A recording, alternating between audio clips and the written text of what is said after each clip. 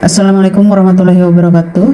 Izinkan kami untuk menyampaikan hasil penelitian kami yang berjudul Implementasi Corporate Social Responsibility atau CSR dalam meningkatkan kinerja lingkungan serta dampaknya terhadap green accounting dan green innovation. Penelitian kami merupakan skema penelitian dasar fundamental tahun anggaran 2025.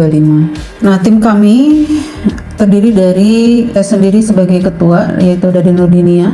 Kemudian anggota satu adalah Sri Yuli Ayu Putri. Kemudian anggota kedua adalah Anita Nopialumi dan anggota ketiga adalah Ajran Febrian.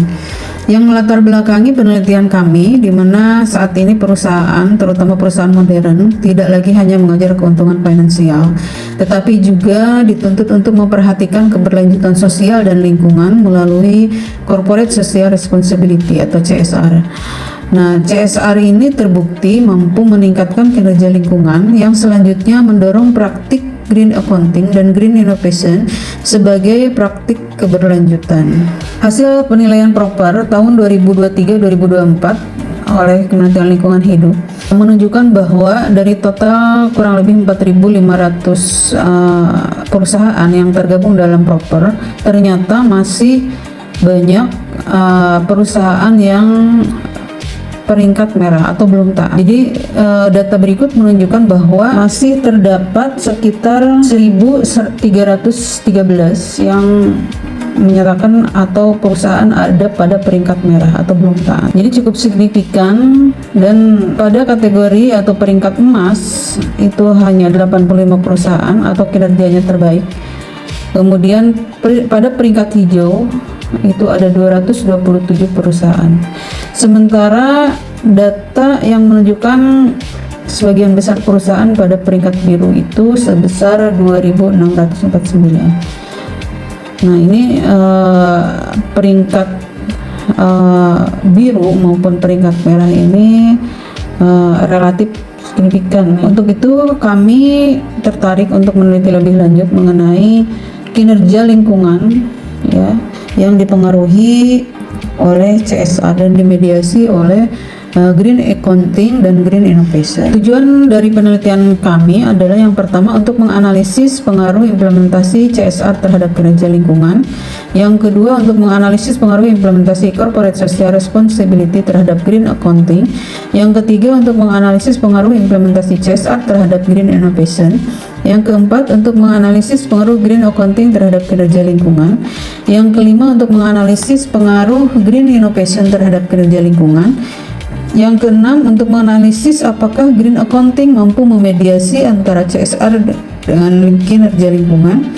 Yang ketujuh untuk menganalisis apakah green innovation mampu memediasi antara CSR dengan kinerja lingkungan. Sementara riset gap dari penelitian kami masih ada, atau penelitian sebelumnya yang dilakukan oleh Q dan Rahman ya.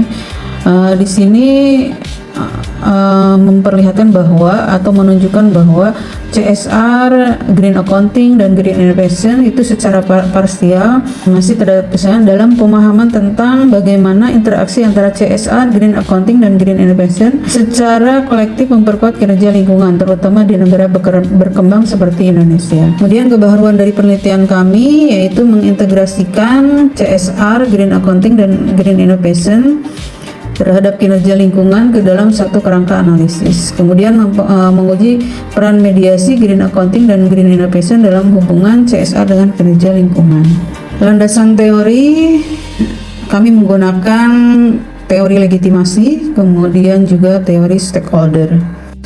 Hasil penelitian, hasil uji statistik deskripsi ini menunjukkan rata-rata implementasi CSR sebesar 0,194 dengan variasi rendah, sedangkan green accounting dan green innovation memiliki sebaran yang cukup lebar. Kinerja lingkungan berada pada rata-rata 3,123, mengindikasikan pencapaian lingkungan perusahaan manufaktur cukup baik. Kemudian dari hasil uji pemilihan model, peroleh kesimpulan bahwa common effect model merupakan model yang paling sesuai.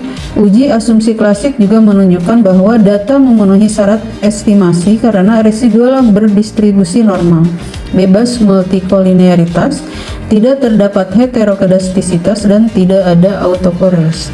Kemudian dari hasil regresi data panel menunjukkan bahwa CSR tidak berpengaruh signifikan terhadap green accounting maupun green innovation, namun berpengaruh positif signifikan terhadap kinerja lingkungan. Yang kedua, green accounting juga berpengaruh signifikan terhadap kinerja lingkungan, sementara green innovation tidak. Ketiga, uji simultan atau F-test menunjukkan bahwa CSR, green accounting, dan green innovation secara bersama-sama berpengaruh signifikan terhadap kinerja lingkungan dengan nilai R sebesar 31,8%. Yang keempat, uji mediasi dengan Sobel test menemukan bahwa CSR berpengaruh terhadap kinerja lingkungan melalui green accounting tetapi tidak melalui green innovation. Kesimpulan dari penelitian kami, yang pertama bahwa CSR berpengaruh positif secara signifikan terhadap kinerja lingkungan. Yang kedua, CSR tidak berpengaruh secara signifikan terhadap green accounting.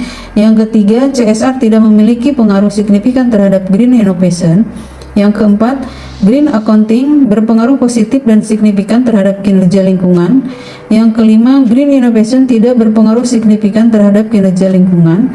Yang keenam, green accounting memediasi pengaruh CSR terhadap kinerja lingkungan. Dan yang ketujuh, green innovation tidak dapat memediasi hubungan antara CSR dan kinerja lingkungan secara signifikan. Demikian pemaparan hasil penelitian kami. Terima kasih.